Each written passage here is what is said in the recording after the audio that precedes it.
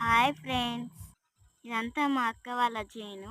చూడండి friends, holidays అయిపోతున్నాయని both దగ్గర నక్కలవాడకి వచ్చాము. ఇదంతా మా అక్క వాళ్ళ ల్యాండే. అదిగో మా అక్క, అతను లడ్డు. లడ్డు ఇట్రా.